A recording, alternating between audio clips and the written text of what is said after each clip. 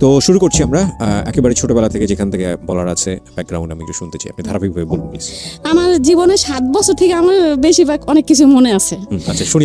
এখানে একটু একটা কথা বলেন, এই প্রিয় শ্রোতা, ওনার কোলে ওনার একটা বাচ্চা আছেন 2 বছর 3 মাস বয়স, ওর নাম কি? হাবিব। এবং ও বুঝতেই পারছেন যে ওনাকে রেখে আসা সম্ভব হয়নি, সুতরাং কিছুটা সাউন্ড ঢুকে যেতে পারে ওখানে বাচ্চাদের, যেটা হয় আপনারা হয়তো সাউন্ড শুনতেও পাচ্ছেন ও কিছুটা দুষ্টুমি করলে, সো আপনারা একটু মাইন্ডসেটটা রাখবেন এভাবে আর কি। ঠিক আছে, বলেন। হ্যাঁ, তো আমার 7 বছর থেকে আমার মনে আছে, আমার মা বয়স হওয়ার আগেই আমার মারে বিয়ে দিছে আমার আব্বার কাছে। আচ্ছা। তা বিয়ে দেওয়ার পরে বিয়ের পরে আর কি আমার মেয়েদের যেটা হয়, বড় হয় মেয়েরা, ওইটা হয়েছে আমার আম্মার। আচ্ছা। পরে হওয়ার পরে আমার দাদি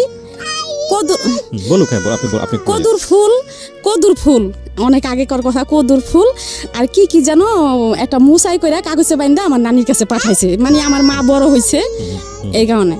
তো আমার মা বড় হয়েছে, তারপরে আমার বড় ভাই হয়েছে, তারপরে 5 বছর পর আমি হয়েছি। পরে আমার ফুফুরা দাদিরা অনেক খুশি আমি হওয়ার পরে, আমার ভালোই খুব আদর করতো। মানে প্রথম সন্তানই আপনি ছিলেন? আমার ভাই বড়, তারপরে আমি। আচ্ছা, ওকে। হ্যাঁ, আমি হওয়ার পরে আমি মানে যখন 5-7 বছর তখন থেকে আমি মানে খুব বিয়াদ্দপ ছিলাম।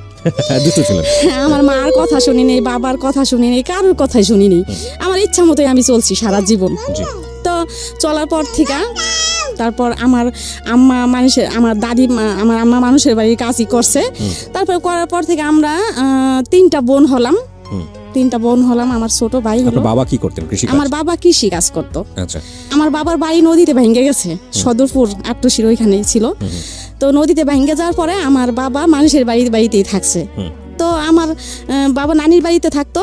এর মধ্যে আমার বাবার ফুফুরা খুব বড় লোক।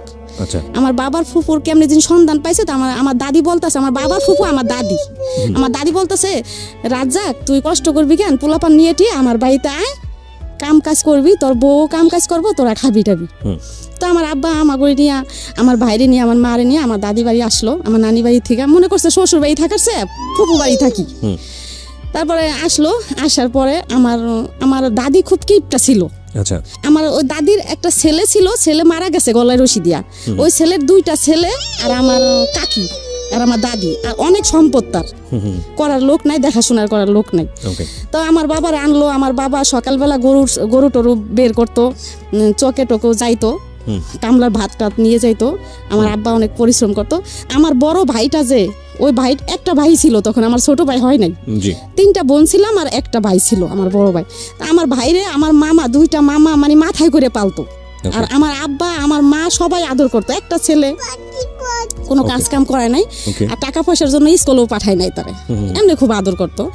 তো আমার ওই দাদি আমার ওই ভাইরে দেখতে পারতো না, কইতো কি যে তোর ছেলে রাস্তায় ঘুরে হেনে ঘুরে কাজ কাম করে না। তো আমার মা আমার হে কাকিরে বলে একদিন যে, বিল্লালের মা, তোমার আমার ফুপা শাশুড়ি যে কথাটা বলে এগুলা কি ঠিক বলে? আমার ছেলে আমারটা খায়, আর আমার তো তোমরা সবাই খাওন দাও না, আমি তোমার কাজ করি ধান। মানে আমার আম্মা অনেক গুণ ছিল ভাইয়া, আমার মা খুব সুন্দর ছিল, আমি এসে আমার বাবার মতো কালো না, আমার আম্মা অনেক সুন্দর। আমার দাদির ঘর টর লেপতো, ধান টান মাটি কাটা, আমার আম্মা সারাদিন কাজ করতো। মানে আমার আম্মা মাটির মানুষ, সবাই মার প্রশংসায় সবাই করে, কিন্তু এর ভিতরে ভালো মন্দ আছে। তো আমার আম্মা এত কাজ করতো, কাজ করার পরে আমার আম্মার খাউনটাই দিত, ওই খাউনটা আম করে ভাগ করে দিত। আর আমার আব্বা যে কাজ করতো ওই টাকা দিত, ওই থেকে আমার আব্বা বাজার টাজার করতো, ওই থেকে টুকটাক আমরা চলছি। চলার পরে আমার ওই ভাইটা স্কুলে পাঠাই নাই, তারপর আমার মা স্কুলে পাঠাইতো। তো আমার ভাই এখান দিয়ে কি করছে, ওই যে মানুষের ঘরে ঘুমাইতো যে বন্ধু বান্ধব, তো ওরা পড়ালেখা করতো। আমার ভাই আর কি ওই দেখতো, ক খ সরে উ সরে এগুলা দেখতো। আমার ভাইয়ের জ্ঞান বুদ্ধি আর কি খুবই ভালো, আমার বড় ভাই। ওই দেখে মানে ওই ক খ যে কানে শুনছে এগুলা আর কি খেয়াল রাখছে। মাটির উপরে লেখতো, মাটির উপরে লেখার পরে আস্তে আস্তে ওই যে বানামও শিখছে, সবই শিখছে, কিন্তু ইংলিশ এগুলা শিখে নাই। তো হঠাৎ করে আমার ওই দাদি রাগ করতো, কষ্টের অভাবের সংসার। আমার ভাই কি করলো, আমার ওই দাদির ছাগল চকের থেকে না কই আমার ভাই নিয়ে গেল, নিয়ে বেইসা ঢাকা এসে বললো।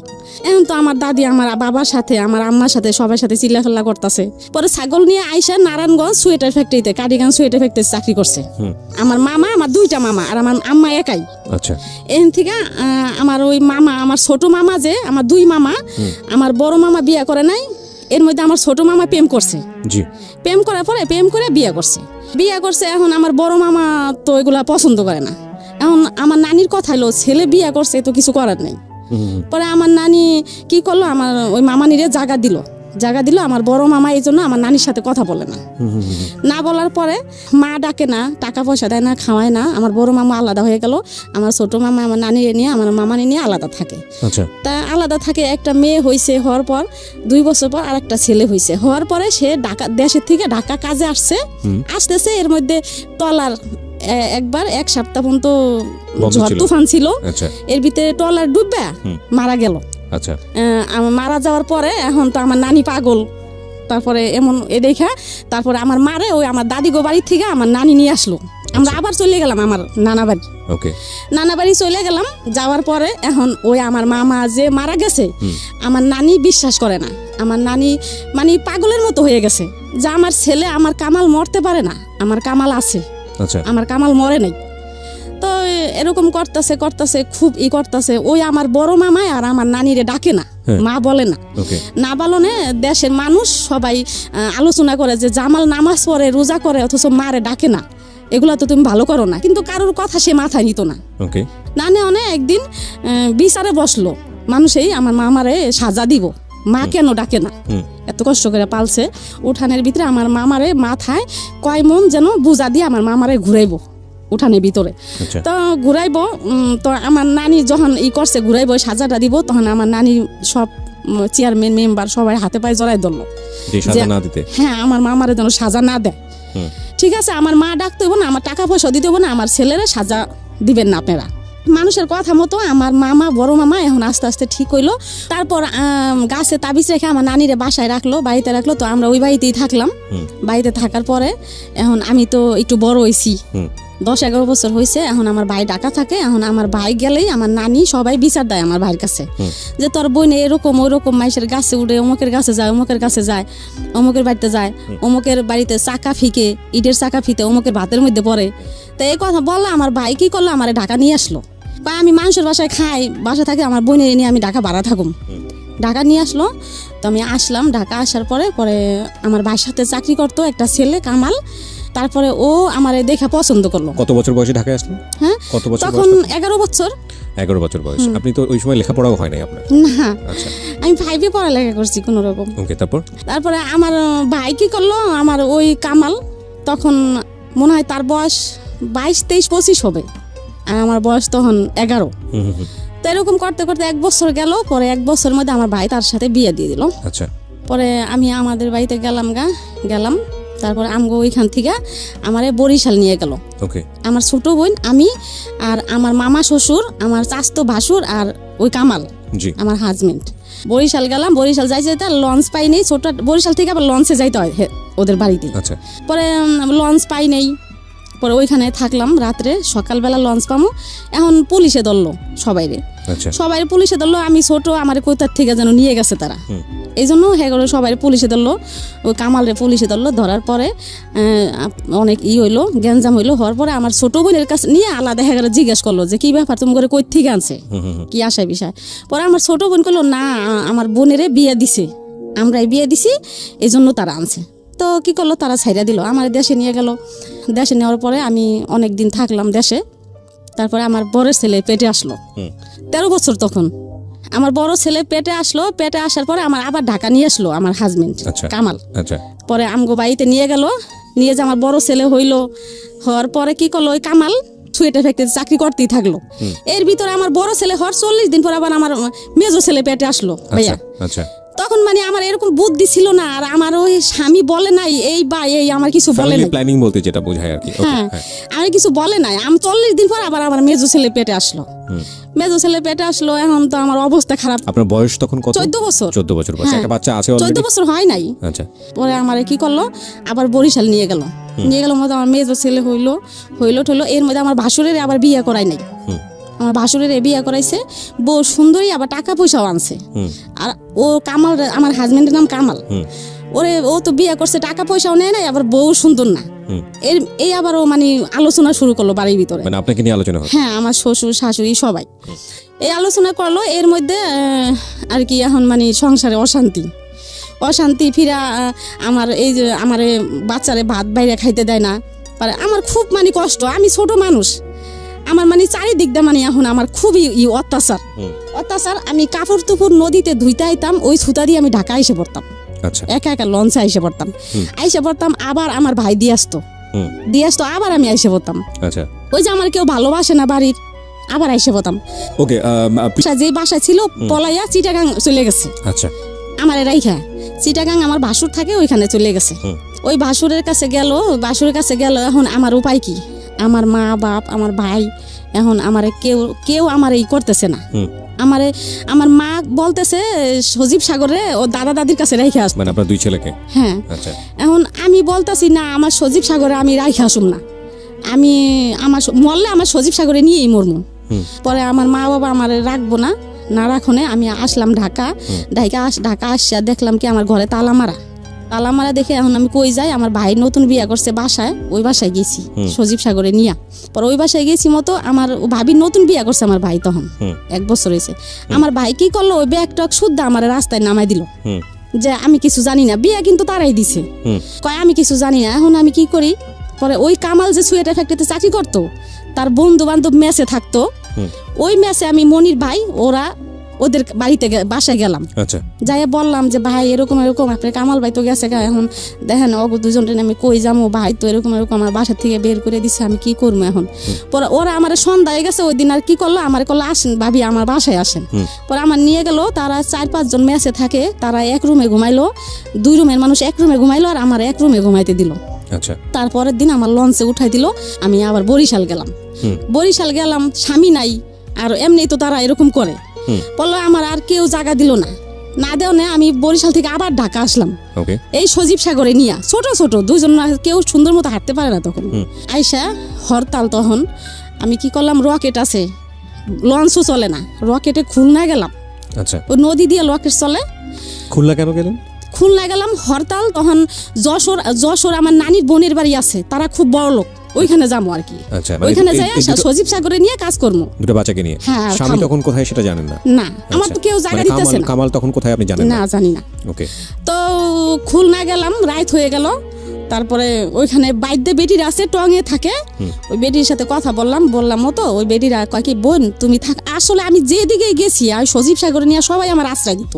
পরে সকালবেলা ট্রেনে উঠাই দিল, আমি যশোর গেলাম, যশোর থেকে সজীব সাগরে নিয়ে কাজ কাম করলাম, খাইলাম, খাওয়ার পরে আমার আর কি যাইতাম, আমার মন বসতো না যে আমি কি করলো, আমারে ভালো লাগতো না আমার কোথা। পরে ওইখানে থাকলাম, আবার আইসে পড়লাম, আবার বরিশাল গেলাম মতো। পরে আমার দেওরে কি করলো, আমার মাইরা পরে আমার লঞ্চে উঠাই দিল, আমি কি করলাম, লঞ্চের থেকে আবার আমার চাষি শাশুড়িরা আছে, চাষতো দেওররা আছে, তারা আর কি আমার বুদ্ধি দিত যে ডালিয়া এরকম ভাবে চলবি, তুই যাবি না, কে যাবি, তুই বুঝা খাবি, তোর তো কোনো দোষ না, তুই ছোট মানুষ, তোর এরকম করবো কে, তোর তো হেরা দেখেই আনছে। পরে আমি এক ঘাটে থেকে উঠাই দিছি, আমি আর এক ঘাটে নামে পড়ছি। আচ্ছা, নামে বাইরে চেয়ারম্যান আছে মহিলা, ওদের বাড়িতে গেছি মতো, ওই মহিলা আমারে নিয়ে গেছে বরিশাল কোর্টে। আচ্ছা, আমারে দিয়ে মামলা করাইব। এখন কেমনে জিন হেরা জানছে যে ডালিয়া তো লঞ্চে ঢাকা যায় নাই, নাইমে গেছে। এখন যাই না তো হেরা পাগল হয়ে গেছে।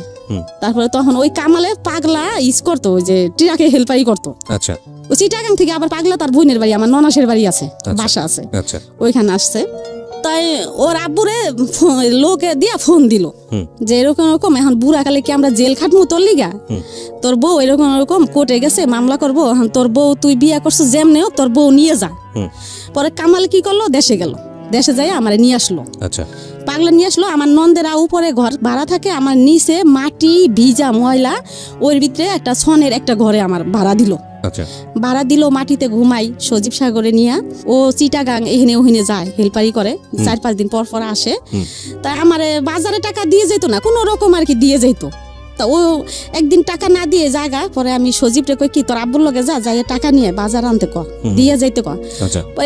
এ কইলাম দেখে আমার ঘরের ভিতরে নিয়ে ভাইয়া আমার অনেক মারলো, তখন আমার সাহায্য ছেলেটা পেটে আমার অনেক মারলো, মাইরে আমি বেহুশ হয়ে গেলাম। বেশ হয়ে গেলাম ওই পর্যন্তই আমি জানি। তারপরে যখন আমি হুশ হইলাম তখন পাশের ঘরে সোনির মা ছিল, সোনির মারে বললাম কি যে ভাবি আমি নিচে শোয়াকে কি তোরে যে মাইরে টেরে গেল তুই জানোস না। পরে এই ওইলাম সজাগ হইলাম, হওয়ার পরে আবার সন্ধ্যার সময় দেখি কি হে কামালে আমার জন্য ওষুধ পাঠাইছে। ওই সজল ছেলে আমার সজীব সাগরের পর সজল পেটে আসছে, ওই সজলরে নষ্ট করার জন্য ওষুধ পাঠাইছে, 2টা সিরাপ পাঠাইছে। দুলাল বলেও নি এটা আপনাকে, এটা আপনাকে জানায়ও না, দুলাল একটা নাম, একটা লোকের নাম দুলাল, ওই দুলালের কাছে।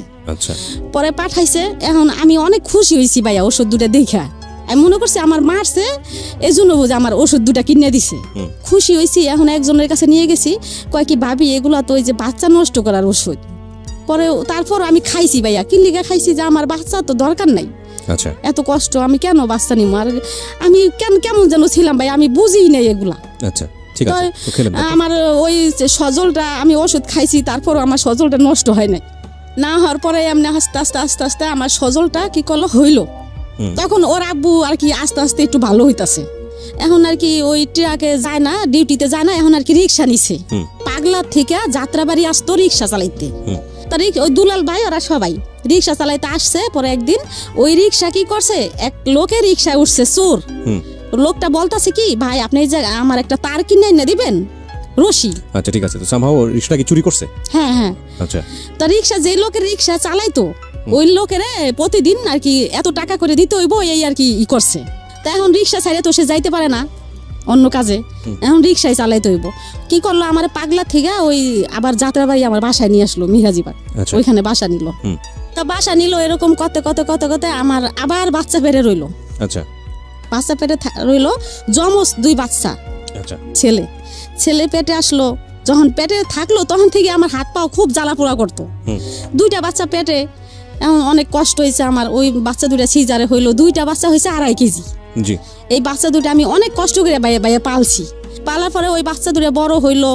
তারপরে আস্তে আস্তে আর কি একটু কামাল একটু ভালোর দিকে আইতাছে। 3 বাচ্চা তখন আপনার? 5টা, সজীব সাগর সজল আর সাজ্জাদ শাহাদাতে জমজ। 3টা বাচ্চা হওয়ার পরে আরো 2টো হচ্ছে টুইন। হ্যাঁ হ্যাঁ, এই যে ছেলেটাকে নিয়ে আসছেন তার সাথে আরেকজন আছে? হ্যাঁ, এর আগে।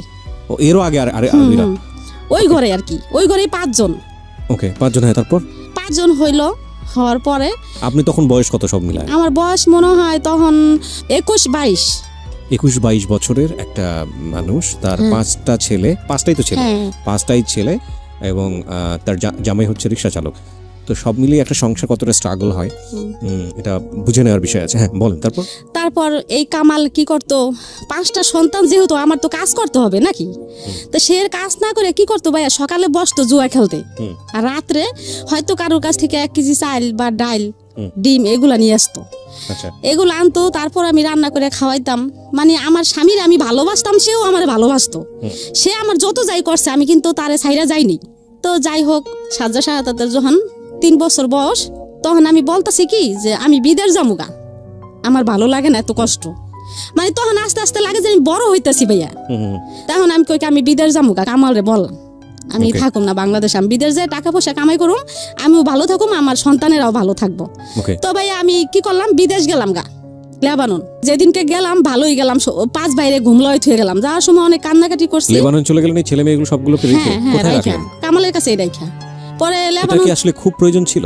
প্রয়োজন ছিল না, কিন্তু ওই যে কামালে খাওয়াই নাই, কাপড় চোপড় দেয় নাই, জুয়া টুয়া খেলতো, বাচ্চা কাচ্চা নিয়ে আমার খুব কষ্ট হতো। ওই কামালের কাছে আপনি যখন রেখে গেলেন, আপনার বড় বাচ্চাটার বয়স কত? বয়স মনে হয় তখন 6 বছর। আর ছোটটার? ছোট 6 বছর, 3 বছর, 4 বছর এরকমই। হ্যাঁ, তো বাচ্চা গোড়াই খেয়ে চলে গেলাম। যাওয়ার পরে কি করলাম, যেদিন গেলাম গেছি ভালোই ভাইয়া, কিন্তু যাওয়ার পরে আমার চোখে ভাসে আমার বাচ্চা গো। যে আপনি লেবাননে নামার পরে কি করেছেন ওখানে, আমাকে বিস্তারিত। লেবানন প্লেন থেকে যখন নামলাম। কত টাকা লেগেছে আপনার লেবাননে? লেবানন গেছি, টাকা লাগে নাই আমার। কোনো টাকা লাগেনি? টাকা ছাড়াই নিয়ে গেছে? পাসপোর্ট করতে খালি টাকা লাগছিল। কাজ কি ছিল ওখানে? কি বাসায় কাজ করতে হবে? হ্যাঁ, বাসায় কাজ করছি। আচ্ছা, তারপর? তো ওইখানে প্লেন থেকে নামলাম। নামার পরে আমার ওই সাহেব আসলো একটা ছেলে নিয়ে, তার এই ছেলে নিয়ে আসলো, আনলো মতো আমার প্রাইভেট কারের গাড়িতে উঠাইয়া আমার বাসায় নিয়ে গেল। বাসায় নেওয়ার পরে দেখি কি 8-10টা বাচ্চা কাচ্চা ভাইয়া, একদম ওই ইন্দোরের বাচ্চার মতো ছোট ছোট ছোট ছোট, কি করলাম, আমার ওই বাসায় গেলাম তো ম্যাডামে কি করলো, আমার গোসলখানায় নিয়ে গেল। আমি এমনি পরিষ্কার গোসলখানায় নিয়ে যাই, আমার কি করলো, কি একটা মেডিসিন দিয়ে আমার গোসল করাইলো যাতে মাথায় উকুন না থাকে। আচ্ছা, ওই প্রথম দিনই? হ্যাঁ, ওই দিনে ওই দেশের মানুষ উকুন পছন্দ করে না। আমার গোসল টোসল করাইলো, আমার গোসল টোসল করাই আমার বসতে দিল। বসার পরে লাগে যিনি আমার বাংলাদেশের কথা মনে পড়লো, আমার ছেলে মেয়ের কথা আমার মনে পড়লো। আমার মনে হইতেছে যে আমি এখনই জায়গা, আমার আর ভালো লাগতেছে না। আমার যদি 6 মাসের রাস্তা হইতো ভাই আমি পলাই আইসে পড়তাম, কিন্তু হাঁটার রাস্তা তো না, আসার মতো কোনো যাওয়ার পর আপনার খুব খারাপ লাগছে? যাওয়ার পর আমার চোখে ভাসতেছে যে সজীব সাগর ওরা ওগো চেহারা, ওরা আমার জন্য কানবো, সাজা সাজারে ঘুমলয় থুয়ে এলাম, এখন ওরা কেরে মা ডাকবো। এখানে একটা বিষয় একটু ইন্টারাপ্ট করছি প্রিয় শ্রোতা, যারা শুনছেন সিক্রেটস তাদের সবাইকে বলছি, আমরা সবসময় বলে থাকি জীবন গল্প এবং সিক্রেটস অনুষ্ঠানটি সব শ্রেণীর মানুষের জন্য। আজকে যে ভদ্রমহিলার জীবনের সিক্রেটস এখানে রিভিল হচ্ছে, একেবারেই আমাদের প্রান্তিক পর্যায়ের একজন মানুষ, এবং সবচাইতে যদি আমি নাম্বার দিয়ে যদি কাউন্ট করি তাহলে আমি বলবো যে সবচাইতে সংখ্যাগরিষ্ঠ মানুষদের মধ্যে তারা। এবং এদের যে জীবন বোধ বা এদের যে জীবন আচরণ, অর্থনীতির সাথে যে ফাইট বা এদের জীবনের যে সংগ্রাম, সেখানেও কখনো কখনো ভুল হয়ে যায়। এই ভুলগুলো থেকেও আমাদের শেখার আছে। আমি চাইবো আপনারা শেষ পর্যন্ত মনোযোগ দিয়ে শুনবেন। এটা শুধুই একজন কিশোরীর জীবন যুদ্ধের গল্প না, এটা একজন কিশোরীর ভুল করার গল্প, অপরাধের গল্প, এবং সে সবশেষে নিজেকে রিয়ালাইজ করার গল্প। এবং আশা করছি এখান থেকে আপনারা কিছু না কিছু শিখতে পারবেন। জি, তো লেবাননে যাওয়ার পরে আপনার মনে হচ্ছিল যে ছেলেদেরকে আপনি খুব মিস করছেন? তখন আমি আমি মনে হইতাছে যে আমি যদি হাঁটার জায়গা হইতো তাহলে আমি রওনা দিতাম। 6 মাস যদি লাগতো হাঁটতে, তো আমি 6 মাস ধরে পরে যদি আমার ছেলে মেয়ে দেখতে পারতাম হাঁটতে হাঁটতে যাইয়া, তারপর আমি হাঁটা শুরু করতাম। আচ্ছা, তো কি করলাম, ওইখান থেকে তো আর আসা যাবে না। তো আমার রাত্রে আর কাটলো না, রাত্রে এরকম বইসেই রইলাম বারিন্দায়। তো সবাই তো ঘুমাইতেছে, সকালবেলা ভোরে উঠছি, উঠে আমি পাগলের মতো করতেছি। সাহেব ম্যাডামরে ডাকতেছি, ম্যাডামরা তো তখন ঘুমাইবো, আমি ভোর 6টা বাজে যে ডাকা শুরু করছি যে আমারে দিয়ে আসেন, আমি থাকুম না। তারা তো আমার ভাষা বুঝে না। আমারে ডাল, চাল, আলু, ডিম, আমি যা যা পছন্দ বাংলাদেশের মেয়েরা খায়, ওই দালালে বলে দিছে যে এগুলো আইনে দিবেন, তাহলে থাকবো, মেয়ে খাইবো। বিদেশ মানুষে খারাপ বলে, আসলে কিন্তু ভালো খারাপ সবই আছে, সব জায়গাতেই আছে। হ্যাঁ, ভালো খারাপ নিজের ভিতরে। আপনি একটু আমাকে বলেন তো, যেই বাড়িতে আপনাকে রাখা হলো, ওই বাড়ির মুনি বা বাড়ির লোকজন কতজন, কি করতো ওরা, একটু আইডিয়া দেন তো আমাকে। ওই বাড়ির যে মালিক পুরুষ, সে 5 ওয়াক্ত নামাজ পড়তো। আচ্ছা, না সেটা খুবই ভদ্র, খুবই ভদ্র, কিন্তু ওখানে মহিলা আর কেউ না, ছেলে মেয়ে কেউ ছিল না, ছোট ছোট ছেলে মেয়েরা। কয়জন ছিল? প্রায় 7-8 জন। আচ্ছা, বাড়ির সম্পর্কে যদি একটু বলেন, কত বড় বাড়ি? সম্পর্ক খুব বড়, মানে 8-10টা রুম। আচ্ছা, আর গোসলখানা অনেক বড়, 2-3টা গোসলখানাই খুব বড় বড়। আপনার মতোই একজন ছিল ওখানে, আর নাকি আরো? আপনি একাই ছিলেন? আমার একাই নিছি। আপনার সব কাজ করতে হতো ওখানে, রান্না বান্নাও করতে? আমি তো কাজ করিই নেই ভাইয়া, আমি যেমন আজকে রাত্রে গেছি, সকালবেলায় আমি বলতাছি আমি থাকুম না, আমি যামুগা বাংলাদেশে, আমি থাকুম না। পরে ম্যাডামরা ডাকতাছি, ম্যাডাম কয় তুই চুপ থাক পরে। কি করলাম, আমার এরকম ভাবে আমি বারিন্দায় বসে দেখতেছি কোন জায়গা দিয়ে নামা যায়, মানে আপনি ঘর থেকে নেমে বের হয়ে? হ্যাঁ, 3 তলায়।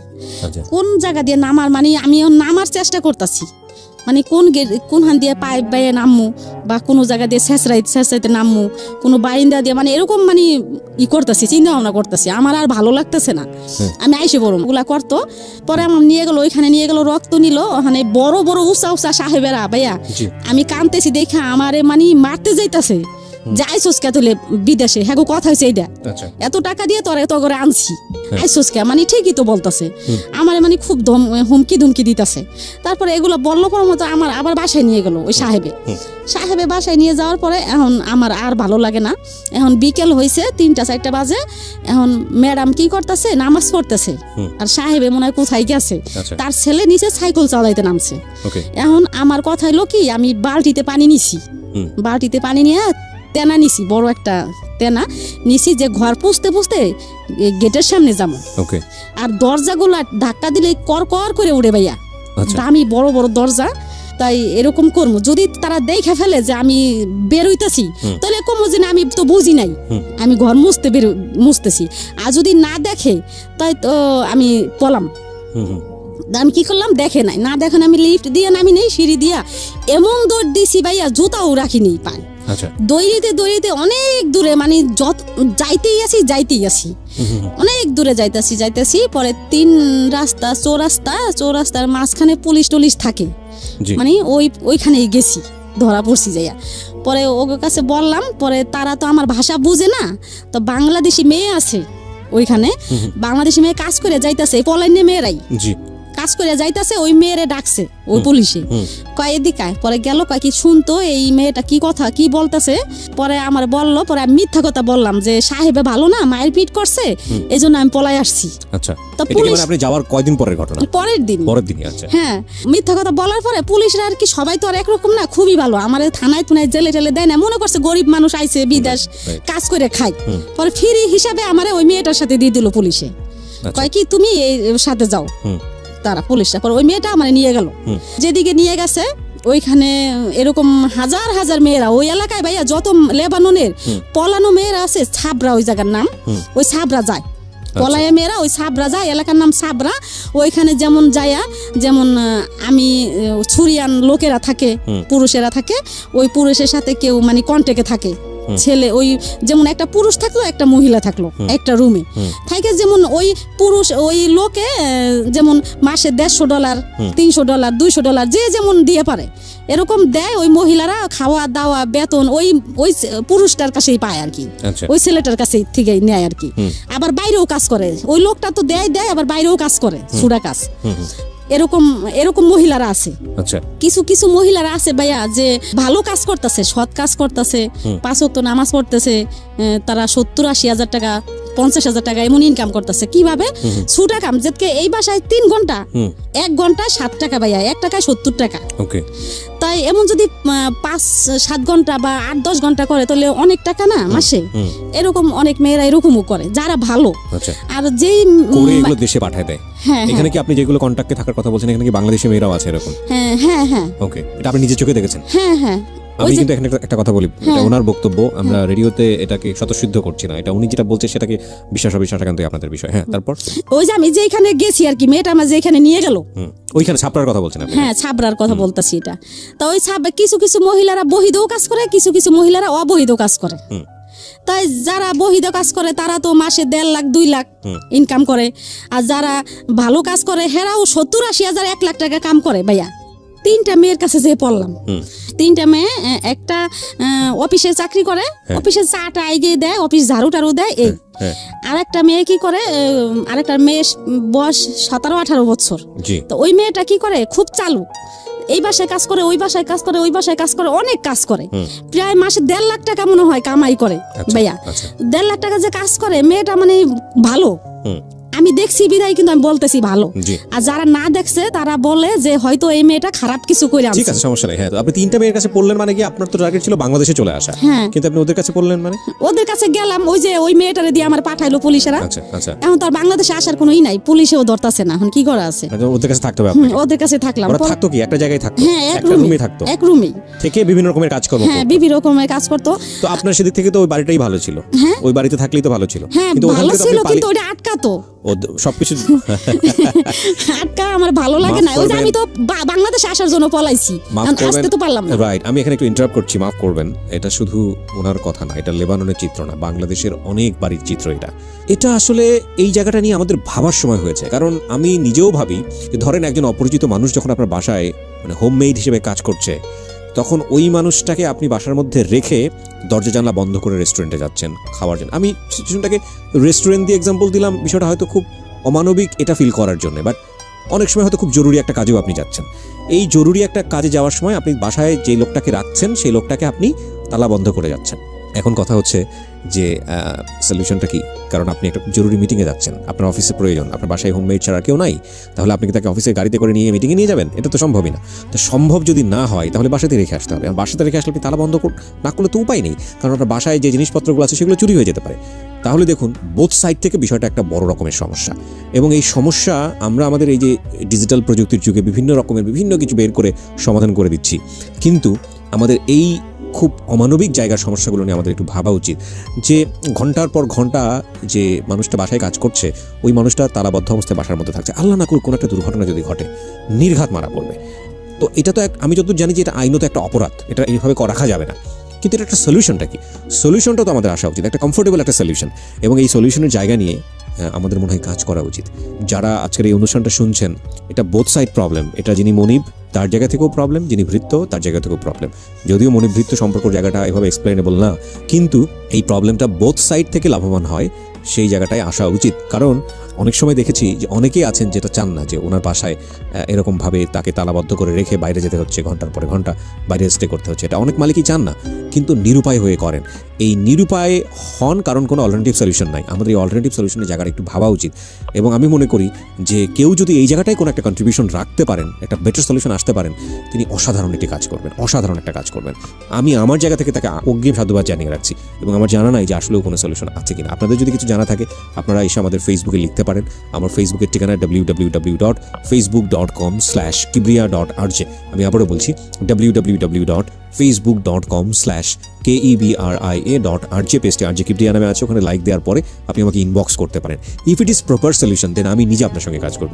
ওকে, ঠিক আছে। তো 3টা মহিলার সঙ্গে আপনি থাকবেন। তো 3টা মহিলার সাথে আমি থাকলাম। তো এরকম ওই মেয়েটা এরকম ভালো টাকা ইনকাম করে। তারা 6টা বোন, মেয়েটারা বাংলাদেশে মানিকগঞ্জ। আচ্ছা, ওই যে চালু ম্যাডামেরা তার ভাষা বুঝতে পারে, আচ্ছা। এই জন্য তার মার্কেট অনেক। মানে ম্যাডামে গো যেখানে যায় ওইখানে এসে চলে, ভাষার কারণে আলটিমেটলি খুবই মানে ভালো। মেয়েটা খারাপ কিছু না। তো এরকম কথা কথা অনেক মেয়েরা বড় লোকই হয়েছে। তারপরে ওইখানে ওই মেয়েটাই আমার একটা গার্মেন্টসে একটা কাজ ঠিক করে দিছে। গার্মেন্টসের কাজ কি, যেমন বালিশের কাবার, সুপার কাবার, একটা গার্মেন্টসের মতো। ওইখানে আমি যাইতাম আসতাম, প্রতিদিন 15 টাকা পাইতাম। তা 15 টাকা করে দিলে ওই 15 টাকা থেকে আমি 5-7 টাকা প্রায় কথাই বলেই শেষ করতাম। আচ্ছা, কথা বলতাম, সজীব সাগর ওরা কেমন আছে, ওই কামালের কাছে ফোন দিতাম। ওই যতক্ষণ আমি কাজে থাকতাম এতক্ষণই, ওই কাজে থেকে আইসেই ওই ফ্যাক্সে ঢুকতাম। ফ্যাক্সে যে কানতাম, এত কানতাম ভাইয়া, ওই লোকের আমার বলতো উপরে যাইতে লিগা, ছাদের উপরে যে কথা বলতে কইতো, মানে ওই বাড়িতে কথা ফোন করে কানতেন? হ্যাঁ, ওই যে কথা বললে কানতাম। ওই কামালের কাছে বাচ্চা জন্য কানতাম, বোনের কাছে ফোন দিতাম। বাচ্চারা ছিল ওই সময় কার কাছে? ওই কামালের কাছেই ছিল। তো কিভাবে বাচ্চাদের কাছে ছেলে মানুষ রান্না বান্না করে থুইয়া সে কোথাও যাইতো টাইতো। আর ওরা কি সারাদিন বাড়ি? হ্যাঁ, ওরাই খাওয়া দাওয়া করতো। ও মাই গড। তো ঢাকাতে থাকতো তখন ওরা? ঢাকাতে থাকতো নাকি? হ্যাঁ, ঢাকাতেই। চিন্তা করে দেখেন অবস্থা। তো তারপর কি করতাম, এরকম ফোন করতাম, অনেক ফোন করতাম। করতে তো একদিন কামালে ফোন দিছি, তখন আমার বিদেশ যাওয়ার 1 মাস বয়স। যে বলতেছি কি আপনি কই? কয় আমি ফরিদপুর যাইতেছি। আমি কই কে? কয় কি আমার বলে পেটে ব্যথা। আমার মা সুস্থ রেখে গেছিলাম আমি, আর আমার মা রাজি ছিল না আমি বিদেশ গেছি।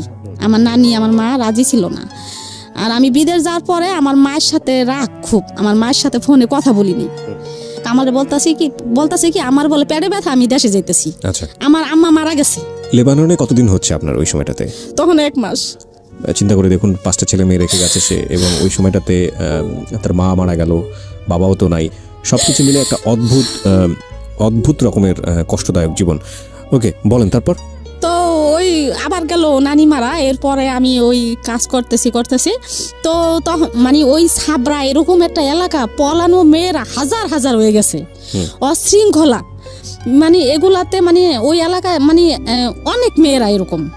তাই এরকম ওই দেশের সরকার আছে না, ওই দেশের সরকার বাংলাদেশের সরকারের সাথে পরামর্শ করে মানে একটা বের করছে, যেন ওই দেশে থেকে এই দেশের সরকারে কিভাবে ওই দেশের ওই মেয়েগুলা আনা যায়। পাসপোর্ট তো নাই। আচ্ছা, পাসপোর্ট ছাড়া তো মারা গেলেও বাংলাদেশে আসা যায় না। আমার সামনে ভাইয়া এক মহিলা মারা গেছে, বাংলাদেশে পাঠাইতে পারে না ওরা। করে পরে কেমনি ফিটটা পরে ওইখানে আলবাহার একটা সাগর আছে, ওইখানে ফালাই দেয়। চিন্তা করেন অবস্থা। তারপরে কি করলো, পরামর্শ করলো 2 দেশের সরকার মিলা, মানে অনেক মেয়েরা হয়ে গেছে। ওই মেয়েরা করতেছে পরে যে মেয়েরা আসার, অনেক মেয়েরা 5 বছর হয়ে গেছে, 10 বছর হয়ে গেছে অন্য ছেলের সাথে মানে সঙ্গী নিয়ে থাকতেছে। আর আমি তো যাওয়ার পরে থেকে তো শোক একটার পর একটা আছেই। আবার বাচ্চা থুয়ে গেছি, আবার মা মরছে, আবার নানি মরছে। আর আমার ভাইয়া ওরকম কোনো মন মানসিকতা ছিল না। অনেক ছেলেরা আমার অফার করছে ভাইয়া যে ডালিয়া তুমি আমার সাথে থাকো, তোমার $300 টাকা দিম। $100 টাকা ভাইয়া 9000 টাকা। $300 দিম, $400 দিম, আমার সাথে থাকো, আমার সাথে থেকে তুমি কাজ করো, তোমার খানার কোনো অভাব হইব না। ভাই আমি অনেক কষ্ট করছি, খানার কান্নাকাটি করছি অনেক, জানেনি তো আমার কি অবস্থা গেছে তখন। এইভাবে কাটাইছি। পরে 3 মাস শেষ, 3 মাসের শেষে পরে ওইখানে $400 টাকা দিয়ে এক জায়গায় নাম দিছি বাংলাদেশে আসার জন্য, ছবি নাম দিছি। দিয়া পরে কি করলাম, ওই বাংলাদেশে আসার করলাম, বাংলাদেশে আইসে বললাম ভাইয়া ওকে, বাংলাদেশে আসলাম, আইসে পরে বাচ্চা কাচ্চা দেখলাম ভালোই। কতদিন পরে আসলেন? 4 মাস পরে। 4 মাস পরে আসলেন, হ্যাঁ। আচ্ছা। 4 মাস পরে আসলাম, আইসা বাচ্চা কাছে দেখলাম ভালোই। তখন সালাউদ্দিনের সাথে আমার চিনি আগের থেকেই, কিন্তু সালাউদ্দিন আমার নিয়ে নেগেটিভ ভাবতো, কিন্তু আমি ভাবতাম না। মানে পরিচয়টা কিভাবে হয়েছিল ওনার সঙ্গে? পরিচয় আমরা এক জায়গায় ভাড়া থাকতাম। আচ্ছা, ভাড়া থাকতাম। ওই বিদেশ থেকে আমার একদিন পরিচয় হলো আসার পরে। আচ্ছা, আসার পরে আমি খালপার আমার ওইখানে বাজারে গেছি, ও পেয়ারা কিনতে আছে, কয় কি ডালিয়া তুমি আইসো? পরে আমি হরে ভাই আইসি। পরে আমাকে বাসায় গেল, যার পরে আমার নাম্বারটা নিল, নিয়ে পরিচয় আগের থেকেই। তারপর এরকম নাম্বার টাম্বার নিয়ে পরে ওর সাথে কথাবার্তা হইলো। কামাল ওই সময় এরকমই, মানে ওই যে আমি বিদেশ আইছি, কাম কাজও করে না। ওই কামাল কাজে গেছে নাকি, সকালবেলা আমি বের হইতাম, কই গেল খুঁজতে যাইতাম যে দেখি কাজে গেছিনি, যাই দেখতাম জুয়া খেলে। এরকম অনেক, মানে এই কামালে পাগলামি করতেছে ভাইয়া, থামে না। না থামনে পরে একবার করলাম, 3000 টাকা নিয়ে কাজে গেছে, রিক্সা তখন ভ্যান চালা। 3000 টাকা নিয়ে কাজে গেছে, এখন রাত্রে আইসে কয় ডালিয়া আমার কাছ থেকে না 3000 টাকা আলু বাজার সদরঘাট ওইখান থেকে নিয়ে গেছে ছিনতাইকাররা। তা আমি মনে মনে পরে চিন্তা করলাম যে 3000 টাকা নিছে, ভ্যান নেয় নাই, টাকা নিলে তো ভ্যানও নিয়ে যাইব, তা নেয় নাই তো সে মনে হয় জুয়াই খেলছে। ঠিকই ভাইয়া, জুয়া খেললে হারছে। আচ্ছা, তাই যাই হোক, রাত্রে খুব জর্গা করতাম ওর সাথে আমি, জুয়া নিয়ে। তারপরের দিন সকালে আবার এই জুয়া খেলতে বসে যাইয়া, জুয়া খেলতে বইয়া জিতে আইছে। সারাদিন জুয়া খেলছে, রাত্রে আইসে। পরের দিন সকালে বাজারে যাইয়া 5-7 কেজি একটা মুরগি বড়, ওই একটা মুরগি আনছে মতো আমার ভালো লাগে না। আমার কথা হলো ভাই, আমি গোস মাছ না খাইয়া প্রতিদিন আলু ভর্তা ডাল খামু, আমার স্বামী আইনে দিব, আমার বাচ্চা কাছে নিয়ে খামু, কাজের টাকা খামু, আমি কেন সে জুয়া খেলবো? এই জুয়ার টাকা গেলে জিতে সেই কাজটা করেছে। হ্যাঁ, জুয়ার টাকা ভাই আমার একদম ভালো লাগতো না। জুয়া লাগে যিনি আমার সতীন এরকম মনে হইতো, মানে বিষের মতো লাগতো। পরে ওই মুরগি সে আনছে, আইনা নিজে কাটছে, কাইটে কুটে আমার ডালিয়া তুমি রান্না করো, পরে আমি খামু। পরে আমি রান্না বান্না করি না, আমার তো মন খারাপ, কইলে ঝগড়া লেগে যাবো, মারামারি। তারপরে আমি তার সাথে গেলাম, সে বলতেছে ফোন আইছে, আমি এক জায়গায় যাই আলু বাজার। পরে আমি গেলাম, যাইতে দেখি কি যে জুয়ার ঘরে যে বইছে, বইয়া এখন আমি যাই থাবা দিয়ে হাত ধরছি যে কি ব্যাপার, এখন তো জুয়া খেলতেছেন আপনি যে অস্বীকার জান আমার কাছে আমি জুয়া খেলি না, এটা তো ঠিক আছে, আপনি খেলতেছেন তো জুয়া, মানে সরাসরি ধরছি আমি যাই। হ্যাঁ আমি খেলতেছি। তখন এগুলো আমার পিছিয়ে আই পড়লো। তা এরকম করতে ঘরে একটা টিভি ছিল ভাইয়া, এরকম 2 দিন পরই বন্ধ রাখতো, 2 দিন পরই বন্ধ, টেলিভিশন বন্ধ রাখতো। হ্যাঁ, টিভি বন্ধ রাখতো। ওই 7-8 বছর বয়স হয়েছে তখন সজীব সাগর সজলের, তখন ওই বাচ্চাকে কামি দিয়ে দিছে ভাইয়া, ধরলাম। এরকম করতাম, করার পরে এই সালাউদ্দিন তো আমার বাসায় আসা যাওয়া করতো। আজকে ডালিয়া আমি ঘর ভাড়া দিতে পারতাম না, সালাউদ্দিন ঘর ভাড়া দিতে পারি না। সালাউদ্দিন পরে টাকা নেন, সালাউদ্দিন আজকে ঘর ভাড়া দিত, কালকে কেন কাঁচামরিচ, পেঁয়াজ, বাজার, চাল, মানে ওরা আমার সবসময় দরকার থাকতো টাকার। ও মানে চাইতে দেরি আছে ভাইয়া, দিতে দেরি নাই। আচ্ছা, আমার বাসায় আসা যাওয়া করতো, তাই সবকিছুই আমার দিত। আমার লসুন শীত আসলে আমার সালাউদ্দিন তো এগুলো দিত আপনার হাজবেন্ড তো সন্দেহ করার কথা, এবং আপনার জায়গা থেকে সন্দেহ করার কথা। ও সন্দেহ করতো না, মানে ওই সালাউদ্দিন আমারে বোন রাখছে, আর অনেক আগে থেকেই প্রায় 5-7 বছর আগে থেকে আসা যাওয়া। বিবাহিত ছিল নাকি অবিবাহিত ছিল? তো এরকম আমার দ্বিতীয় ওই কামালে আবার ওরা সন্দেহ করতো না। আমি মানে এগুলা কিছু ভাবতাম না, ভাবতাম যে এমনি ভালো লাগে, ওর মায়া লাগে, এই জন্যই দিতেছে। আচ্ছা, তা এরকম করতো একদিন ব্রাহ্মণবাড়িয়া লাইনে ও গাড়ি হেল্পারি করে, তখন তো আমার জন্য একটা 3 পিস নিয়েছে ভাইয়া। পরে আমি থাকতাম 4 তলায়, 3 তলায় একটা শারমিন করে একটা মেয়ে ছিল। ওই মেয়েটার আমি বললাম যে শারমিন, সালাউদ্দিন না আমার জন্য একটা 3 পিস আনছে রে। শারমিন কয় ডালিয়াফা, মানুষের একজনের একটা জিনিস দেয়, মানুষ স্বার্থের লিগে দেয়, স্বার্থ ছাড়া কিন্তু কেউ কিছু দেয় না। পরে আমাকে দুধ ওই আমার বোন ডাকে, ও কি স্বার্থ চাইবো আর দুধ, এগুলো আমি কানেই নিলাম না, মাথায় আনলাম না, আমি এগুলা বিশ্বাস করি না। কারণে আমার ফোন নাই, মোবাইল কিনে দিল সালাউদ্দিন, এরকম করতো। তো এরকম কিনে দেওয়ার পরে আমি সালাউদ্দিনের পছন্দ করতাম না ভাইয়া, ও হ্যাংলা।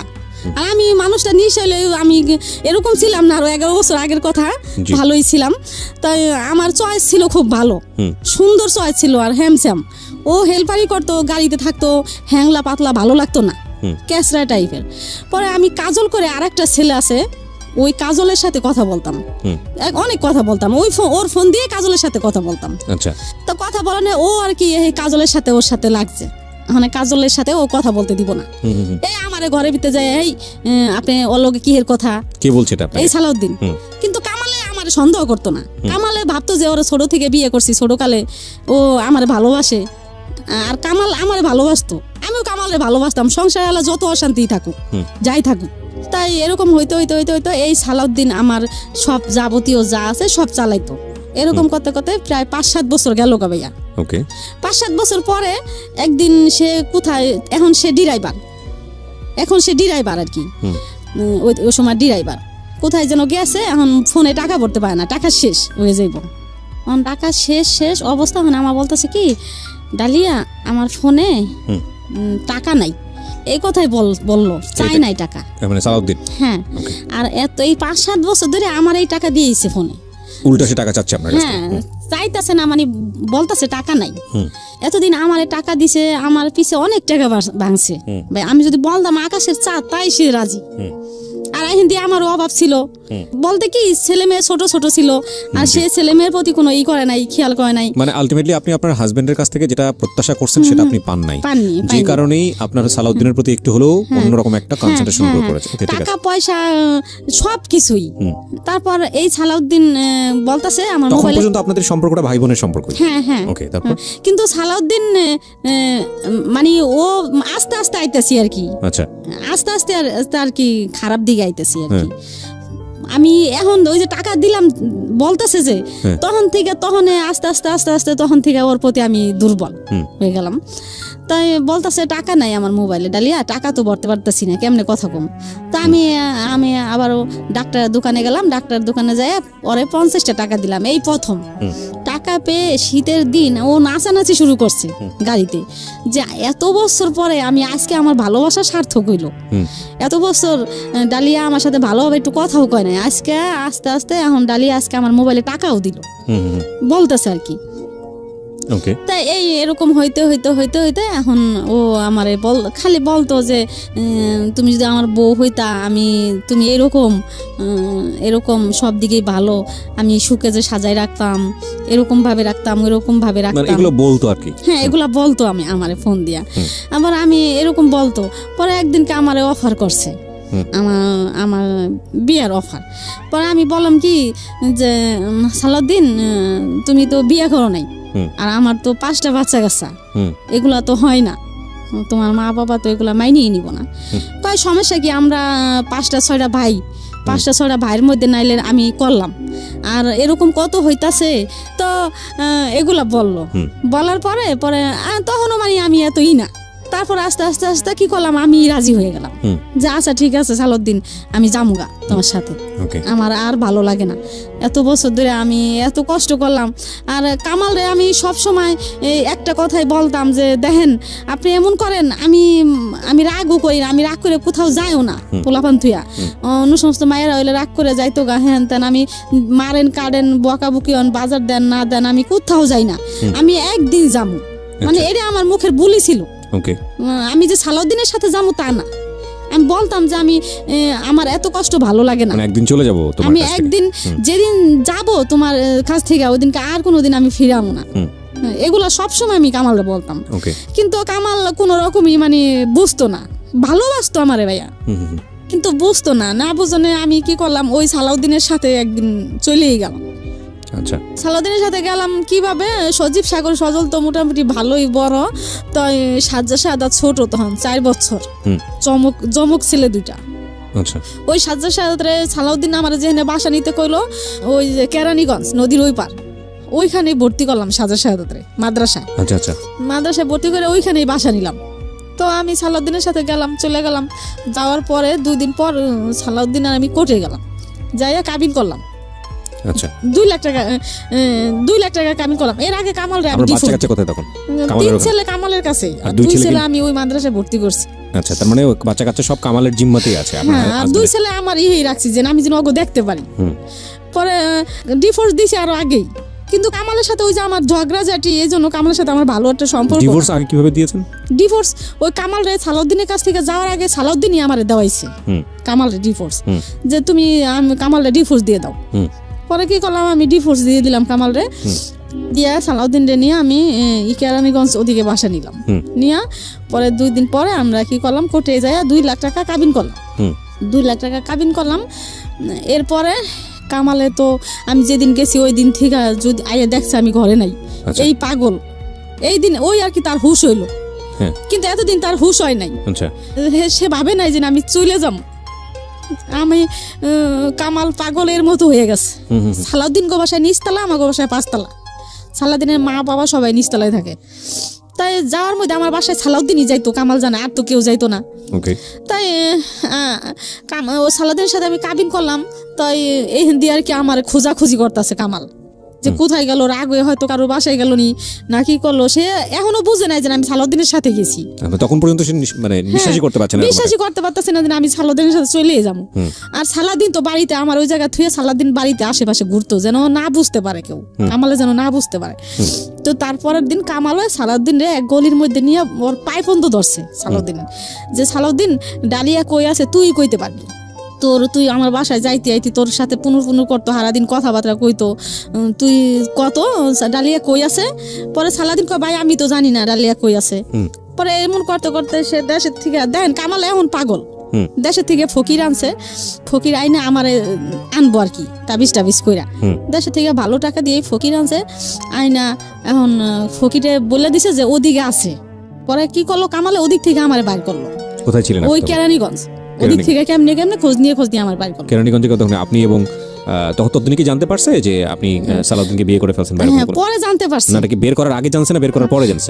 বাইর করার আগেই জানছে কেমনে, সালাউদ্দিনের সাথে আমি দেশে গেছি একবার, দেশে গেছি, এখন সালাউদ্দিন বলতেছে কি ডালি আমি তোমার বাসায় যাবো, বাড়িতে আমার বোনের বাড়িতে গেছি। পরে হাসিনা আমার বোন মাদ্রাসা, এখন আমার বোনে বলতেছে কি মাদ্রাসার ভিতরে বাসা, কয় কি যে এক নিজের রক্তের আত্মীয় স্বজন ছাড়া আর কেউ নেওয়া যাবো না। পরে আমি কই কি না সালাউদ্দিনটা আনতে হইব, সালাউদ্দিনটা আমি আনবই, আর যদি না আনতে দেয় তাহলে আমি আর কোনোদিন আনব না। তা আমার বোনেরা আবার আমার খুব ভালোবাসে, খুব, আমি আবার তেরা, এই জন্য আমার বোনেরা অনেক ভালোবাসে আমার। আমি খাই না খাই আমার বোনে করে তারপরে আমার সালাউদ্দিন গেল দেশে, যাইয়া একদিন থাকলো, থাইকা তারপরের দিন আবার আইসে পড়লো, আমার নিয়ে ঢাকা আইছে। ঢাকা আইসে, এখন আমার বোনেরে ফোন দিছে কামালে, হাসিনা ডালিয়া কই গেল রে, কি আসায় বিষয়, ডালিয়া কি কারোর সাথে কথা টথা বলে, জানোস কয় কি ডালিয়া আফায় তো ওই যে সালাউদ্দিন কার নাম, হ্যাঁ লগে তো আইছিল আমার বাড়ি, তখনই মোটামুটি নিশ্চিত হয়ে গেছে যে আপনি সালাউদ্দিনের সাথে কাজটা করছেন। সালাউদ্দিনের তো আইছে আমাকে বাসায় একদিন, আমরা আই করবো না, তারপর আইসে আয়া আপারে তো হে লগে করে নিয়ে গেছে, তখনই মানে বুঝতে পারছে যে সালাউদ্দিনের সাথে আমি গেছি। এই আর কি খুব মানে এলাকাটা সুদ্ধা গরম হয়ে গেল আর কি, আর সে বুঝতে পারে না যে আমি জামুগা এরকম কাজ করবো। তাই এরকম করতে করতে করতে করতে তারপরে কি করলো, এই যে সালাউদ্দিনের সাথে মানে আস্তে আস্তে আস্তে আস্তে বছর 1.5 বছর গেল, তারপরে এলাকা নীরব হয়ে গেল আস্তে আস্তে। তখন কামাল আপনাকে খুঁজে বের করলো, তখন তারপরে কি হলো? খুঁজে বের করলে কি হয়েছে, বের করলে আমার করে নাই, রাখে নাই, বাই করছে ঠিকই, কিন্তু আমার আপনার সঙ্গে কথোপকথন হলো না, আপনার সঙ্গে কথা হইছে, কিন্তু আমি বলছি আমি আর থাকুম না তোমার কাছে। আচ্ছা, তো বাচ্চা কাচ্চা তোমার কাছে থাকুম না, আমি তোর কাছে গেছি গা, আমি তো এতদিন এতটা বছর আমি সহ্য করছি, আমি তো আপনাকে কইছি যে আমি গেলে একদিনই যাবো, আপনি এত করছেন, তাহলে এখন কিল্লি গা এমন করতেছেন, আমি তো ওর লগে গেছি গা, সমস্যা কি? পরে এরকম করতে করতে পরে ঠিক আমি ওর কাছে থাকলামই না থাইকা সালাউদ্দিন আর আমি বাসা নিলাম, নিয়ে থাকলাম। বাচ্চা কাচ্চার কথা তখন মনে পড়তো না? বাচ্চা কাচ্চা তো ওর কাছেই ছিল, মানে আপনার কামালের কাছেই ছিল। তো তখন মানে আবার ওই কামাল এলাকা ছেড়ে অন্য এলাকায় গেছে, চলে গেছে, অন্য এলাকায় গেছে গা। আমি আবার ওই কেরানীগঞ্জ থেকে ওই এলাকায় আইছি, এলাকায় আইয়া বাসা নিছি। এখন আমার ছেলেরা, আমার বড় ছেলে, মেজো ছেলে, সেজো ছেলে, এখন ওই কামালের কাছে যায় না, আমার কাছে থাকবো, ওর কাছে যায় না, ও বাপের কাছে যায় না, ওই যে বাপে কামে কাজে দিয়ে দিছে, এরকম করছে। এখন আমার ছেলেরা তো দেখছে কম বেশি আমার ব্যাপারটা, তো ছেলেরা আমার কাছে আইসে বললো, আসছে মতো আমার মেজো ছেলেরা একদিনকে, আমার মেজো ছেলেরা আবারও করা বেশি, তখন মনে হয় 10-11 বছর আমার মেজো ছেলের ভাত দিয়ে বলতাছি যে সাগর আমি সালাউদ্দিনের লেগে গেছি তাই কি আমি কামালরে ছাইড়া দিছি, আমি সালাউদ্দিনরেও ছাইড়া দিব, তো করে যদি সালাউদ্দিন না পছন্দ করে আমি তো করে চাই, আমি সালাউদ্দিনেরও আমার দরকার নেই, আমি তখন নিয়ে থাকুম, আমি যাই করছি আমি তো বাই করে নিয়ে থাকুম, আমি তো করে হালাম না। সালাদিন যেদিন কইব যে ও করে ঘরে জায়গা দেশকে আমি সালাদিন ছাইড়া দিম, আমি তো করে ছাড়ুম না।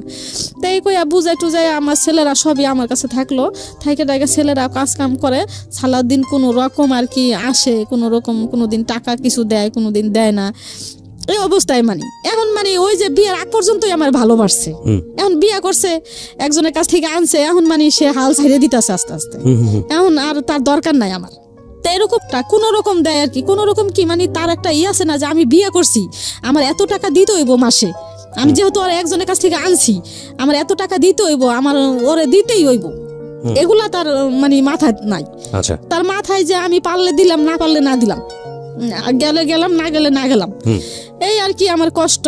আমার সন্তান টন্তান নিয়ে আমি থাকতেছি 7-8 বছর গেল। যাওয়ার পরে আমি চিন্তা করলাম যে সালাউদ্দিন তো আমার পিছু ছাড়ে না, যেমনই হোক আমার পিছে পিছেই রয়েছে, আর আমি কামালরে যেহেতু ছাইড়ে আইছি, তাই আমার একটা স্বামীর দরকার আছে, আমার একটা স্বামীর দরকার আছে। স্বামী থাকলে মানুষে কিন্তু একটা বাড়িতে গেলে ঘর ভাড়া দেয় না ভাইয়া স্বামী ছাড়া। আর আমার ছোট ছোট বাচ্চা কাছে না, পরে কি করলাম এই চিন্তা ভাবনা করে আমি এই হাবিব রে নিলাম।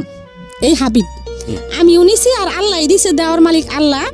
তো এই হাবিব পেটে আসলো আর কি 8 বছর পর। মানে যে বাচ্চাটাকে আপনি আজকে নিয়ে আসছেন 8 বছর পরে বলতে কি মানে সালাউদ্দিনের সাথে সংসার, সালাউদ্দিনের সাথে সংসার করছেন 8 বছর, তারপরে বাচ্চা কাচ্চা। এই 8 বছর আমি একটু জানতে চাই, এই 8 বছর কি হলো, মানে আপনার সালাউদ্দিনের সাথে কোনো সমস্যা হয়নি? সে আপনার বাচ্চা কাচ্চা সহ মেনে নিয়েছে? মেনে নিছে, কিন্তু আমার বাচ্চা কাচ্চারা খারাপ জানতো না।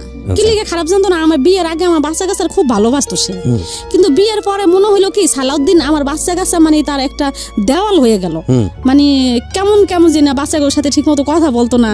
আর যেমন বিয়ের আগে আমার সজীব সাগর বলতো মামা আমার 10 টাকা দেন, আমার 5 টাকা দেন, গেলে গলা ধরতো, মামারে ভালোবাসতো, আমার টাকা দেন, মুড়ি খামু, হেন খামু, তেন খামু, ঝালমুড়ি খাম। কিন্তু তখন আর আমার ছেলেরা কেউ ওই সালাউদ্দিনের সাথে আর কথা বলে না।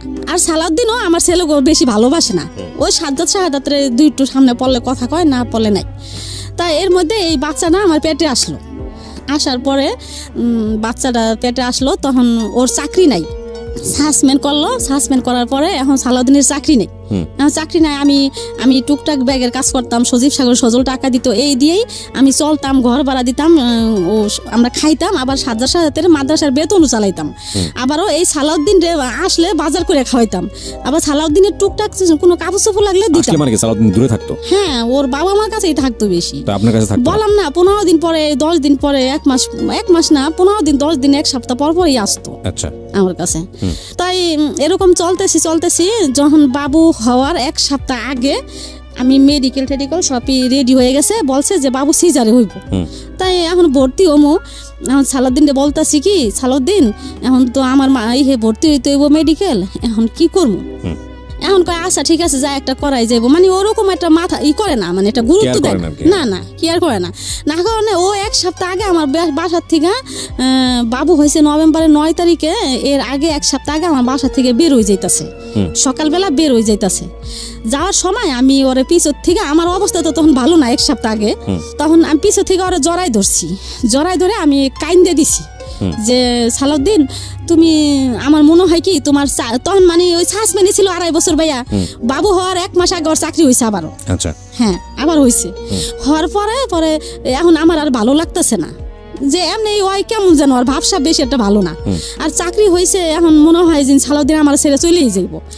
এই ভাইবা মানে ওরে আমি পিছের থেকে জড়াই ধরলাম যে সালাউদ্দিন তুমি কি আমার ছাইরা যাইবা গা, চাকরি হয়েছে, তুমি আমার ছাইরা যাও না সালাউদ্দিন, আমার মা নাই, আমার কেউ নাই, আমার কোনো আত্মীয় স্বজন নাই, আমার কে দেখবো এমন সময়। তখন আপনার 5টা বাচ্চা আপনার সঙ্গেই থাকে, আরো পেটে 2টা মাদ্রাসায় থাকে, আর কাজে কামেই থাকে বেশি। পরে বললাম, ও আর কি কোনো মাথা লড়াইলো না ভাইয়া, আমি কই যাবো তোরে ছাইরা। আছে না এতটা বছর সংসার করছি ভাইয়া, মাথা হাত দিয়ে বলতে পারতো যে কেন আমি তোরে ছাইরা যাম। কিছু না বললে ওর জুতা টুতা মুছে দিলাম ভাইয়া, নাস্তা টাস্তা বানাই দিলাম, ও খাইয়া কি করলো, আসতে বাইরে গেল, যায় আর আসলো না। পরে আমি এই 9 দিন পরে আমি ভর্তি হমো, সালাউদ্দিনে ফোন দিতেছি যে ভাইয়া আমি তো ভর্তি হমো, আমি কেমনে কি করুম, আমি একলা, আমার তো কেউ নাই তুমি জানো, তাই আমি কি করুম, মানে ও আমার ফোনই রিসিভ করে না। না কারণে একদিন আমার বলতেছি কি যে, একদিন ওর বোনের জামাই ফোন দিছে আমারে, ওর বোনের জামাই আর কি ভালো অবস্থা, আর ওরা বেশি একটা অবস্থা ভালো না, 5-6 ভাই খাটে, টাকা পয়সা মানে খাইলে ভালো। আচ্ছা, আর ওর বোনের জামাই অবস্থা ভালো। তো ওর বোনের জামাই ওর ফোন দিছে, কবির নাম, বলতেছে কি ফোন দিয়া কয় কে ডালিয়া? আমি কই হ্যাঁ আমি ডালিয়া। কয় আমি আপনি কে? কয় কি আমি কবির। পরে আমি কই কি ব্যাপার ভাইয়া, কেমন আছেন? কয় হ্যাঁ ভালো আছি। পর বলতেছে কি ডালিয়া তোমার একটা কথা, তোমার সাথে কথা বলতে চাই। আমি কই বলেন। কয় কি তোমার তো সালাউদ্দিন ছাইড়ে দিতে চায়। পরে ভাইয়া লাগলো কি আমার সারা শরীরে ঘাম ছুটে গেল। ওর বোনের জামাই, মা বোন সবাই ভাবতেছে যে এখন সরকারি চাকরি ছিল না এতদিন, যাই হোক আসিল, এখন সরকারি চাকরি হইতাছে, আমার ছেলে আরো একটা বাচ্চা হইতাছে, ওই বাচ্চারে খাওয়ান টাউন দিব, টাকা পয়সা দিব, আর ওগুলা এখন সবাই মানে চিন্তা ভাবনা করছে আমারে ছাড়াই হেলাইব। চাকরি হইছে, এখন সালাউদ্দিনও আমারে ছাইড়ে দিব, এই চিন্তা। হ্যাঁ, আপনাকে বলছে, তারপর কি হলো? ওর বোনের জামা হাতে পায়ে ধরে বলছে যে ভাইয়া আমার টাকা পয়সা দিয়ে ডালিয়ারে ছাড়ান, আমি মাসে মাসে বেতন পাই, যে 18,000 টাকা বেতন পাবো, এগুলো আপনারা মাসে মাসে আপনি নিয়ে যান, আর গাড়ি যে চালামো এই টাকায় সংসার চলবো, মা বাপের দিন, এগুলা বলছে। ওর বোনের জামাই কি করলো, আমার ফোন দিয়ে বলতেছে কি সালাউদ্দিন তো তোমার ছাইড়ে দিতে চাই। পরে আমি কই কি ছাইড়ে দিতে চাই, এতটা বছর গেল, এখন ছাইড়ে দিতে চাই, বাবু হইব, এখন এই সময় ছাইড়ে দিতে চাইবো কি কিনলিগা কি? তা তো আমি জানি না, সালাউদ্দিন রাখবো না তোমারে, এরকম এরকম আমরা তোমার টাকা পয়সা দিয়ে ছাইড়ে দিতে চাই। তাই কি করলো, এই 9 দিনের ভিতরে আর কোনো খোঁজ খবর নেই। এই কথা আর কি আমার কানে আসলো, ফোন দিল, তখন তো আমার অবস্থা কেমন তা তো জানিনি ভাইয়া, এতটা বছর আমি ওর সাথে থাকলাম যেমনই হোক। তাই এই নভেম্বরের 8 তারিখে আমি মেডিকেলে ভর্তি হইলাম, হাসপাতালে, আমগো বাসার পাশেই হাসপাতালে ভর্তি হয়েছি।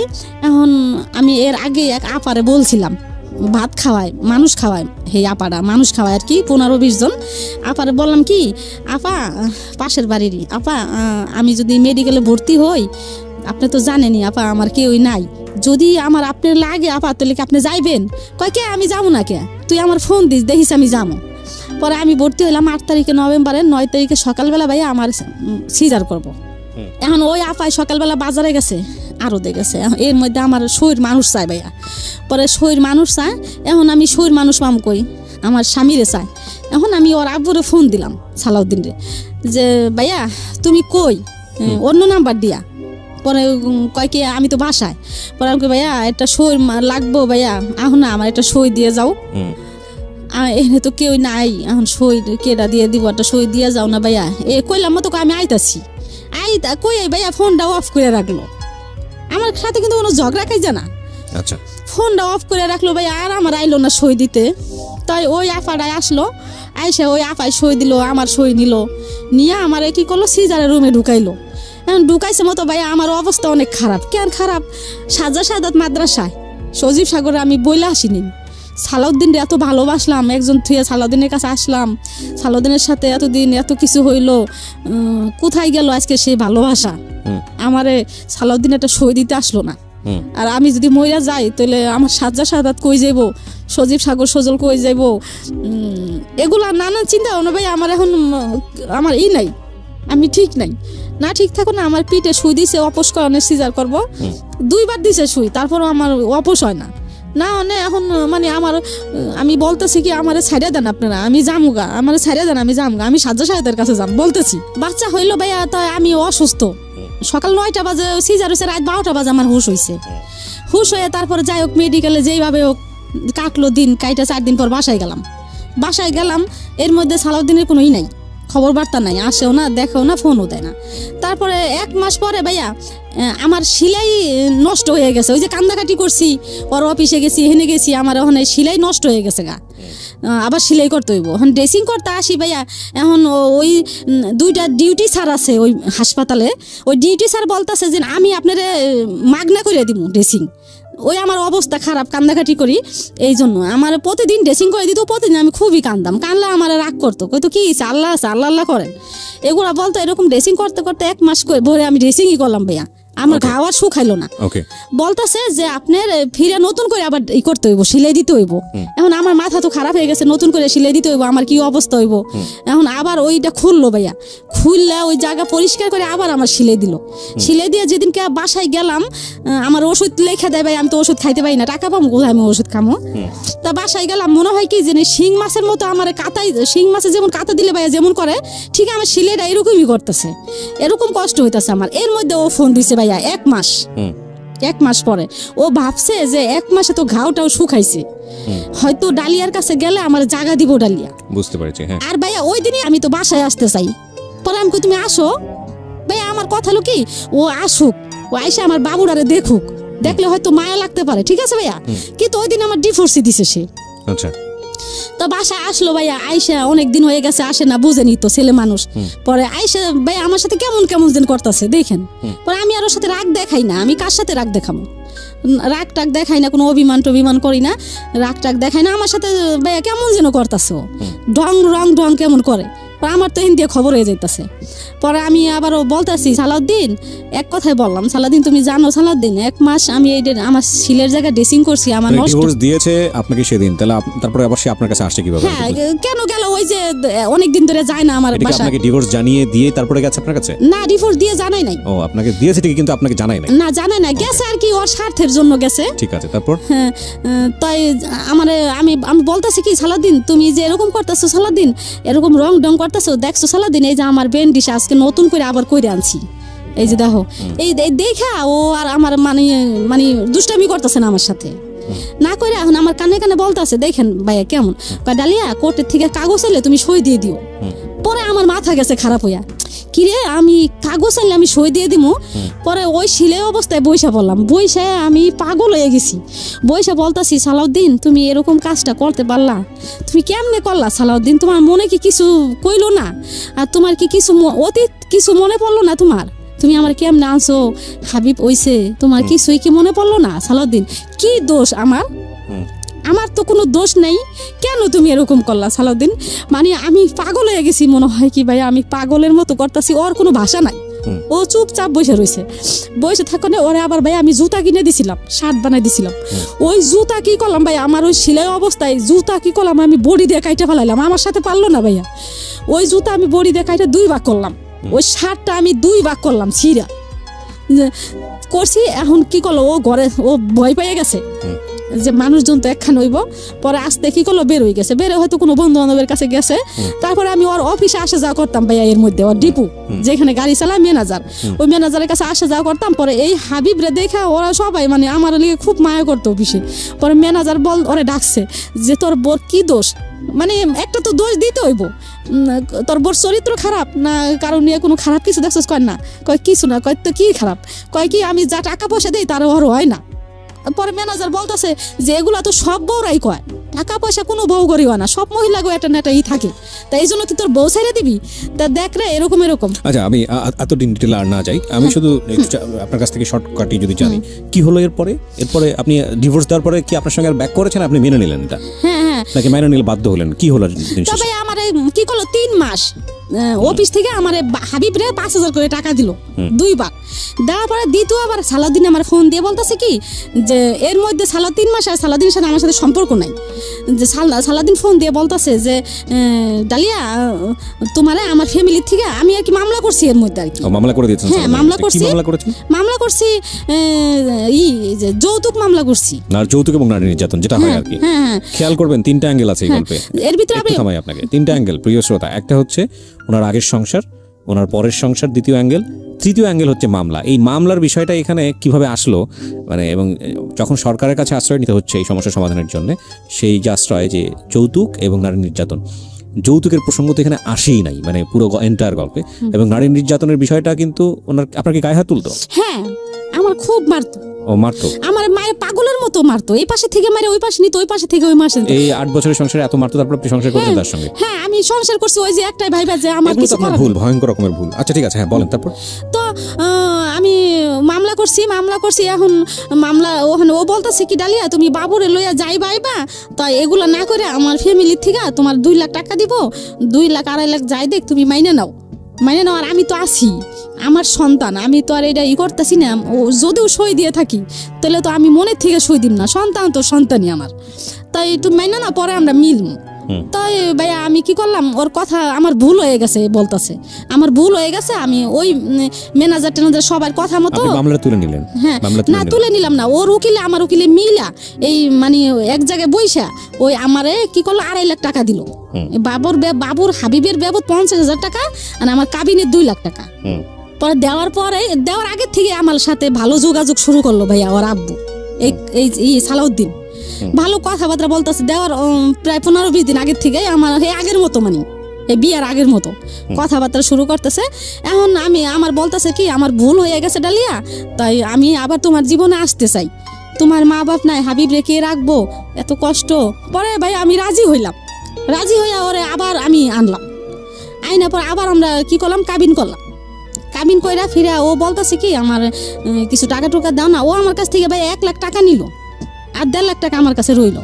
আবার টাকা নিয়ে নিয়েছে? হ্যাঁ, 1 লাখ টাকা নিল, নিয়ে 1.5 লাখ টাকা আমার কাছে থাকলো। তাই থাকলো, এখন ওই 1 লাখ টাকা নিয়ে ঋণ পিন দিল, একটা অপো সেট টেট কিনলো আমার ঘরে, মানে আমারও টুকটাক কিছু আর কি ভাঙছি ভাইয়া, বুঝছেন কইরা। তারপরে এখন কিছুদিন পরে ভাই আবার শুরু করছে, আবার ওই 1.5 লাখ টাকা চাই ভাইয়া, বুঝছেন। ওই 1.5 লাখ টাকা আমার কথা হলো কি সালাউদ্দিন তো আমার ভালো কিছু দেয় না। ডিভোর্স দিয়েছেন, তারপর আর মামলা করেছেন, মামলা তুলে নিয়েছেন টাকার জন্য, উকিলে বলে বসে একটা সমাধান করেছেন। তারপরে সে আপনার কাছে আবার ফিরছে, ফিরে টাকাগুলো যখন আপনার কাছ থেকে নিচ্ছে তখন কি তাকে আবার বিয়ে করেছিলেন? না, করেন নাই, আবার বিয়ে করছেন। তখন কত টাকা দিন মহল ধরেছেন? 1 লাখ টাকা। 1 লাখ টাকা, আচ্ছা ঠিক আছে। তারপরে ওই 1.5 লাখ টাকা আবার চাইতাছে, পরে 1.5 লাখ টাকা চাইতাছে। এখন আমার কথা কি যে ও তো আর ভালো না, যদি ভালো হইতো 1.5 লাখ টাকা আমার কিডনি বেচেও দিতাম। 1 লাখ টাকা দিছি, তা 1.5 লাখ টাকা থাক আমার কাছে, তাই ওই 1.5 লাখ টাকা চায়। আর ভাইয়া আজকে এই মেয়ের সাথে, কালকে ওই মেয়ের সাথে, খুলনা যায় একটা, গোপালগঞ্জ যায় একটা, এই নোয়াখালী যায় একটা, মানে যেই দেশে যাইবো ওই দেশে তার একটা আছে ড্রাইভার, গাড়ি চালায়, ওই দেশে তার একটা না একটা আছে। প্রত্যেকটা মেয়েরে আমি ধরছি আর কি, ওই যে ও তার মোবাইল থেকে ফোন দিয়ে আমি ধরছি। এরকম করতে করতে তো সে আমার এখন মানে ওই 1.5 লাখ টাকা 1.5 লাখ টাকাই করে, আমি ওই 1.5 লাখ টাকা দিই না কা। তা আমার কথা যে আমি 1.5 লাখ টাকা দিমু, কারে দিমু? ভালো তো হইতে হইব, আমার সংসারিক হইতে হইব, আমার সংসারিক না আমার হাবিবরে তো দেখতে হইব, হাবিব তো তার সন্তান, আমারে না দেখ তার সন্তান রে সে কি দিব না ভাইয়া? যে আমার একটা সন্তান আছে, আমার সন্তান রে এই আজকে অসুখ হয়, কালকে অসুখ হয়, এই একটা না একটা ভাইয়া হইতেই থাকে। 3 বেলা ভাইয়া, সকাল বিকাল রাত্রে 3 ভাইয়া ফিটার নিয়ে ভাইয়া পিছে পিছে ঘুরে, জামু ফিটার দুধু দে, ফিটার দুধু দে, ফিটার দুধু দে, কান্দাকাটি করে ভাইয়া, ফিটার না হইলে ঘুমায় না। তাই খুব এই বাচ্চাটা নিয়ে আমি খুবই কষ্টে আছি ভাইয়া। আর আমার ওই ছেলেরা আমার খুব ভালোবাসে ভাইয়া, ছেলেরা টাকা পয়সা। লাস্ট কি দাঁড়াইছে? লাস্ট দাঁড়াইছে কি আমি কিছুদিন আগে আমি মামলাও করছি ভাই, আবার ওর নামে আবার মামলা করছি। আর আমি ওর হেড অফিসে দিছি, যে দরখাস্ত দিছি যে আমার এই ব্যাপার, আমার টাকা পয়সা দেয় না একটা ছেলে, এরকম তা ওই দরখাস্তটা এখনো হয় নাই। আপনি ওর অফিস মানে ও কি সরকারি চাকরি করে? হ্যাঁ, সরকারি চাকরি করে। তাহলে ওর আপনি দরখাস্ত দিয়েছেন, প্লাস হচ্ছে আবার মামলাও করেছেন। এখন এই অবস্থায় আপনি ঝুলন্ত অবস্থায় আছেন। আপনার ছেলে মেয়ে সবগুলো এখন আপনার সঙ্গে আছে, মানে 7টা ছেলে আপনার? না, 6টা। তো এই 6টা ছেলে। তো আপনার জীবনে আপনি যে ঘটনাটা আজকে এখানে বললেন, আপনার ভুলটা কি, আপনার অপরাধটা কি? আপনি ভুলটা কি ভাইয়া, এটা তো আপনিই বুঝতে পারছেন। আমার মনে হয় না যে আমার কোনো ভুল ভাইয়া, আমার জীবনটা এই ছোট থেকে আপনার ডেফিনেটলি ভুল আছে, আপনার ডেফিনেটলি ভুল আছে, কিন্তু আপনি যদি মনে না করতে পারেন যে আপনার কোনো ভুল নাই। আমার ভুল, আমি ওই যে কামাল যাই করতো, কামালের কাছ থেকে যদি সালাদিনের কাছে না আসতাম, এটাই আমার ভুল হয়েছে। এটাই এই জায়গাটাই আমি একটু বলতে চাচ্ছি। সেটা হচ্ছে যে একটা মানুষ, দেখেন আমরা সংসার জীবনটা আসলে অন্যরকম একটা জীবন আমার কাছে যেটা মনে হয়, এবং যারা এখানে শুনছেন তারা বিভিন্ন শ্রেণীর শ্রোতা আছেন।